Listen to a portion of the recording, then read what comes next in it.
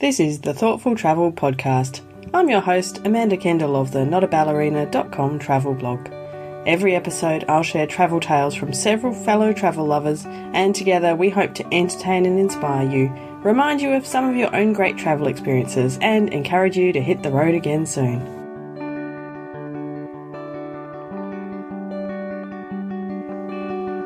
Hello and welcome to episode 106 of the Thoughtful Travel Podcast. I hope you are not too hungry today, although our topic is unusual food experiences on your travels. But it's not just food experiences, it's unusual ones. So if you're listening, this may put you off your meal. Quick warning.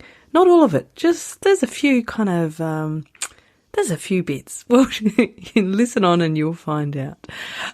Before I continue, though, a quick word for our sponsor, Boxu. Boxu coming back just for the food episode. Remember, Boxu offers amazingly tasty and curious Japanese snacks in a monthly subscription box, and you can use the discount code THOUGHT5 to get $5 off any Boxu order. And my son and I devour our Boxu stuff, so I highly recommend them.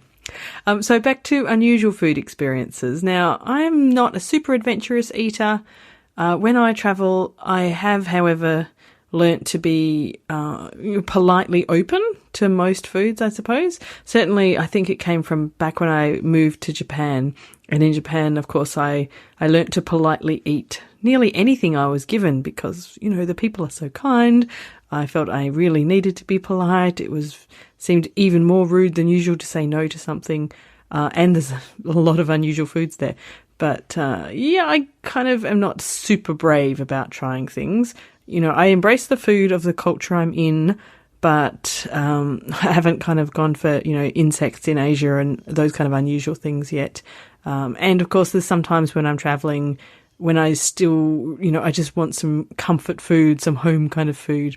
Mostly if I've been sick while we're traveling or am, really, really tired or jet lagged. I just want something that's familiar. That's probably normal, I suppose. So some of these topics are what we're going to chat about today. And our first guest is Eva Westerling. And I asked Eva about any unusual food experiences she's had on her travels. And if you get a bit squeamish about some food-related topics, this might be one you want to fast forward through. But, I get pretty squeamish, but it was still fascinating. What do you call unusual, right? So I kept thinking about what was the most unusual I've eaten. And maybe other people will find that really, boring. But 2 years ago, I was hiking in the desert in Oman for 9 or 10 days. Oh, wow. And it was really funny when we left Salalah with jeeps and trucks to get to the border of the desert. Basically, one of the cars turned up a bit later and had a little white goat on the back of the pickup. And I said to one of the drivers, "Oh, nice, you brought dinner." And they're like, No, this is not for eating. No, this is not for eating. We'll bring it to the village of some friend or something in the desert. And I was like, oh, yeah, right. you tell us that. That's fine, but I do not believe a single word of it. So for 3 days, we had this goat with us, and it was the cutest thing. Oh, it was tiny, and it behaved more like a pet. The Omani guides, they were like, we don't know what's wrong with this goat. Normally they hide under the car when we camp, but this one wanted to be pet. It wanted to sit with us. It would cry like crazy when we left it behind the car and we sat around the fire. So we always had to sort of bring him close so he could see us and be with us. Oh, no. It was ridiculous, really. So, and we had to take it to eat, we had to take it on a leash to go to the little grass bits that were there here and there so it could eat some. And it was just ridiculous. And then on day 4, I think, it was somebody's birthday in the group. Mm-hmm. And so, surprise, surprise, that night we had goat. Oh, gosh. Oh, that's terrible. And they had they had skinned it, of course, and then they had cut it in pieces. But like almost everything of that goat was in the pot. It was like a big stew. My goodness! They had taken out the bowels, but everything was in there. Somebody had found the heart, and the whole head was in there. And I'm not a big meat eater. No. Normally, I eat like the fillet. I don't want any bones on my meat. No, I can't cope with that either. But because you're a bit in a tricky cultural situation there. So of course I ate some. I picked like a nice little piece of the leg or something and just picked off the meat, and it was actually yummy. I loved the taste. Well, that's sort of good, I guess. And we had one vegetarian. Well, we had 3 vegetarians in the group, and 2 of them actually ate the goat because they said it had died specifically for them. They had seen that it was a happy goat. We had taken good care of it before. And just one of them said, "No, I'll stick to my veggie diet." Yes. So I don't know. That counts as unusual. That definitely counts as unusual. I mean, you're right. You often come across tricky cultural experiences with food when you're traveling with other people. So I grew up vegetarian, and I more or less eat vegetarian now. But if I'm traveling and local people present me with meat, then I tend to eat it, mostly to be polite. But if I had been patting it for the last few days before that, I'm really not sure I could have coped. Well, you kind of have to, I guess, in that situation. I probably would have to. Yes, exactly. You do what you have to do. So it's actually worse. So the next day, there was actually a lady and a guy and me. We only hiked half day that day, and we had been picked up with the Jeep at midday. And whenever we did that, we had lunch with the crew. And so that day for lunch, there was, of course, leftovers from the goat stew. And so they actually cracked open the skull and offered us to eat the brain. Oh. And that's where I said, "I'm sorry, but I'm not going to eat that." The other 2 actually tried. But I don't know, maybe it's because I studied medicine, but there's just too much with eating organs that I can't do it. Oh, yes. So, I'm not sure what excuse I used, that I just felt like I had enough goat from yesterday and wanted to stick to the veggie today or something, but that was kind of where I drew my line. Everyone has a line. Everyone has a line, and it's hard because you want to be polite and culturally appropriate and all of that. But I really would have struggled to eat that goat, I'm afraid. I guess I probably would have done it. I don't know. You never know until you're in that situation. Anyway, give your stomachs a rest. My next guest is Jacky Lamenzo, and there's nothing squeamish here, don't worry. You might remember Jacky from episode 97 on Lessons from Living Abroad. She had grown up being an extremely picky eater, but then she landed in China to teach English, and she basically completely changed overnight. So it was quite a change in her eating habits. But we chatted some more about eating comfort food when you travel, and also how she continued to eat more and more new foods while she was living in China. I was kind of warned, again, separate from the picky thing. Charlotte and I were both warned, and Charlotte's a vegetarian, so right. She wasn't eating any meat or fish. And so we weren't cooking any meat or fish. And so meat was a safe food for me at that point. I hadn't had a whole bunch of different ways of cooking it, but meat was something that was safe before I went. But seafood was something that was definitely not before I went, and I didn't really get to explore it when I was there. So that was something that I still, I'll still go for sushi and be like, do I like it? And then I end up, liking it that night, or maybe I'm not feeling it one night. And it's definitely seafood. The seafood category is definitely my one category of it depends on my mood. It depends on my day. Yeah, I understand that. Yeah. But we had been warned, Beijing isn't too close to the water, so maybe it's not the best place to try seafood. Yes. So I didn't feel too bad that I missed out that category while we were there. I'm trying to think what other the funny thing was back to this sort of comfort food, we would go the 45 minutes plus into downtown Beijing, and we would find the best Italian food.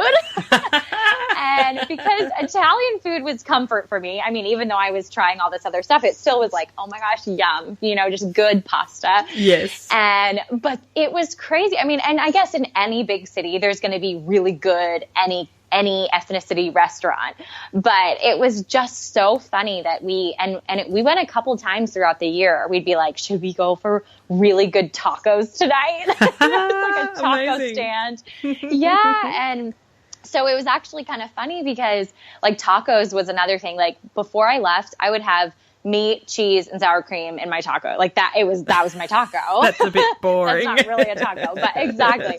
And so we went to this Mexican restaurant, and for the first time in China and in my whole life, I'm eating these filled tacos with, beans and veggies and everything in it. And so it was just funny that, my first experience of a lot of different cuisines were in China, but they were good. I mean, they were really surprisingly authentic. People would come and start up their restaurants in downtown Beijing, and they would take off and they would do really well. And just with my crazy experience, it was very unique, but we'd say, okay, let's go for Thai food or whatever, and it was like, okay, well, I can't compare it to back home Thai food. I mean, we're just figuring it out and trying it here. So that was definitely really cool. And I guess also back to the real comfort, I definitely remember that every once in a while we'd go to McDonald's only for a McFlurry. Oh, yeah. Where we would get a milkshake, and we're like, it's the only thing that tastes like home. It's the only thing that tastes like home. And it tastes the exact same. It was just so funny. I mean, even like the fries, the other things were different. Yes. They just didn't quite taste the same. Yeah. And the McFlurry, every once in a while we'd have a bad day. Let's go get a McFlurry. We're like, what are we doing? This is ridiculous. Oh, no. But, food brings comfort, Yes, and exactly. And I think for so long in my life, I only had a couple of those comfort foods, and so when I was then trying all these new foods and was eating all this different stuff, it was every once in a while I just craved something really familiar. I think that's fair enough. If you're eating Chinese food, kind of 80 or 90% of the time, I think that's totally allowable. So yeah. And the school that we were at, so we were teaching at a pre-K and kindergarten, and it was a bilingual school. So we obviously were the English teachers, and then there were Chinese teachers about our age. And so we each had two classes. My kids were 2 and 3 years old and 3 and 4 years old. Oh my goodness. So young. Oh my gosh. They were precious. The first month was rough. They were like, what is this chick doing in front of us? Who we don't understand at all. Communication. Yeah. I do not understand. It was hard, and it was really hot because we got there at the end of June. So all of July was just miserably hot. Oh, gosh. But at the school, part of our contract that we had was that they were going to cook us breakfast, lunch, and dinner. Oh, wow. And and That's they amazing. had this garden in the back, and they would bring in all of these fresh veggies and fresh, like all this, everything was just so fresh. And it was all the food that the kids were eating. So they would make enough that the teachers would get it too. And so honestly, every day we were getting completely fresh veggies, rice, meat, whatever it was. And most days it was so funny because you have to remember my mom's back in Boston at this time, and I'm emailing her and saying, look what I had for lunch. And she's like, what? She's probably not even quite believing you. Exactly. She's like, what in the world? I'm still pretty astounded by how much Jacky changed her food tolerances and interests and stuff due to her experience in China. But I'm always saying travel can really change your life, and it certainly did for her. Speaking of comfort food, though, I think I've told the story before, but on my very first night in Japan, I'm still mortified about this, but I've forgiven myself. I was very, very tired. We'd flown all night. We'd moved from winter to summer, and we were out in an apartment kind of in suburban Osaka and couldn't figure out where to buy any food we found what we thought was a supermarket. It was really a pharmacy that had a few kind of food items in it, none of which I could figure out what they were from. I couldn't read Japanese and there was no English speakers around. So that very first night we went all the way down the road towards the station and had KFC for dinner. It was like my first and last Japanese KFC because it wasn't quite the same. And of course I learnt to embrace Japanese food and I learnt to understand how to order it. But there are times when you just need something more familiar. Now, familiar is not what our next guests have been eating. So my final guests today are Matt and Marilyn from the Words With Winos podcast. And they have spent quite a time in Asia and eaten some particularly unusual things. And another warning if you're a bit squeamish, I guess. Ugh. One of the most unusual food items that we ate was actually in Thailand. We went to a market in our city, and it was actually like one of the last weeks that we were in Thailand. And we were like, okay, we have to finally eat crickets. They've been here and we've just always been walking past them and we got to try them. So we walked up to the stall and we ordered crickets. They also had like grasshoppers and other insects cooked up, but we were like, okay, crickets are the smallest and the least grossest, if that makes sense. I guess so. They're sort of the least. Yeah, I guess. Believe it or not, they were. Yuck. So what they did was they took like a small plastic cup's worth of these crickets and just scooped them up and poured them into hot oil in a wok. Sorry, can we go back a step? Can we go back a step? Were they alive still at this moment? Oh, no, they were dead. Oh, sorry, good. I should have said that. Phew! I just wondering when they're scooping them up. I had this terrible image. Okay, they're dead. All right, please continue. Okay. Ooh, okay. I'm glad that you clarified that. I've never done this, so I just didn't know. Good question. I'm glad you asked. Okay, so then they fried up up the cupful, crickets. Yep, okay. Yep, they fried up the dead crickets and they poured them back into the plastic cup and gave it to us. And it was really, really cheap. It was like $1 maybe, a US dollar's worth. And I love Matt's reaction. So when I ate the cricket, I actually didn't think it was that bad. It was really greasy and crunchy. And I actually ended up eating 3. So that was impressive. And I actually didn't think it was that bad. But Matt, what did you think of the crickets? I thought they tasted okay. There was no like disgusting insect taste. Like, it just tasted like some crunchy. It didn't really have too much of a taste. You kind of just tasted the seasoning and the oil, which was fine. But the thing I didn't like about it was afterwards, the legs are just stuck all throughout your teeth, the antenna, the legs. And I just didn't like that because the entire time we were walking around the market, there were just these prickly legs and all throughout my teeth, and they're hard to get out. And that, if it was just a normal food, whatever, I would just leave it there and get it out eventually. But just thinking and knowing that this is a cricket's leg in my mouth and just laying there is just really uncomfortable. So yeah, it wasn't the taste; it was just the legs spread throughout my teeth. That's so disgusting. Oh my goodness. Ugh. I haven't had breakfast here yet, and now I'm feeling like I don't want it. Yuck. Would you try other insects in the future? It depends. Never say never. It really depends. I think we've also eaten silkworm larvae. Ooh. So there's that. We were actually in Korea and they were just given to us as an appetizer and we ate them and they were horrible. Worst. I think it was the worst thing I've ever eaten. What was it like? What's the texture of them like? Kind of what you would imagine it to be like, right. but just very grimy and thick and just wrong. I can totally agree with you there, not having experienced it myself, but I do not want to try silkworm larvae. Just don't do it. So anyway, back to the question. I think that we would try insects just as long as they aren't horrifying, I guess. I would try a spider or a scorpion or something, because I know in Thailand they have them there, but we just didn't try them. I don't think we ever saw them, unfortunately. But Maybe try fortunately. Maybe not unfortunately at all. Really, Right, you're right. You would try a spider. Wow, I'm very impressed. Would you, Matt?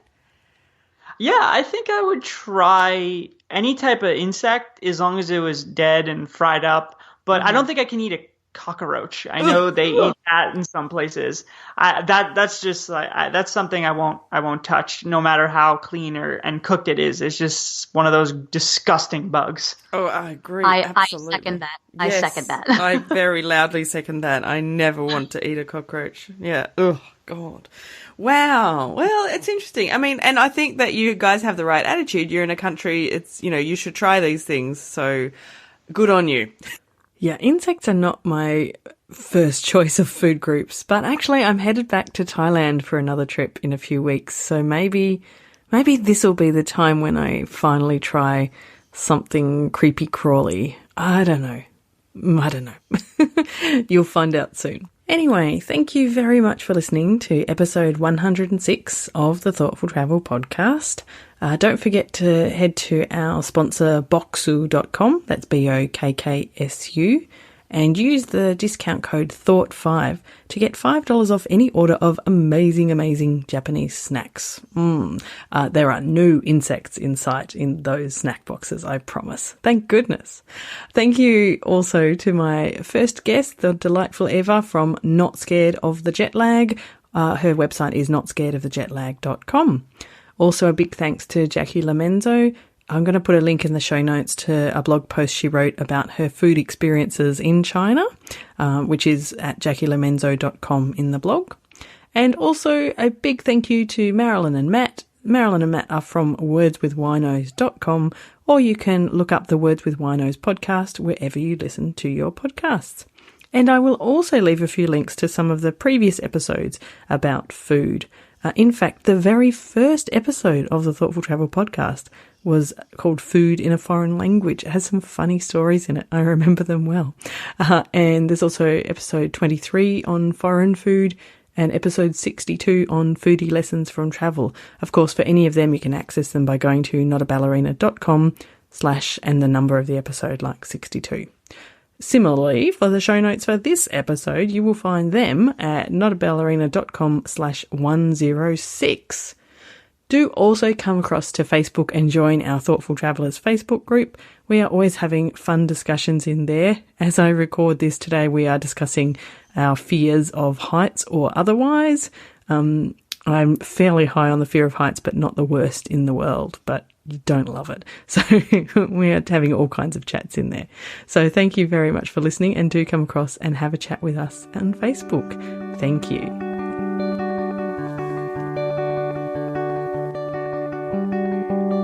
This has been another episode of the Thoughtful Travel podcast. Show notes and other information are at notaballerina.com/podcast. Join me again soon for another chat about why we travel. Bye for now.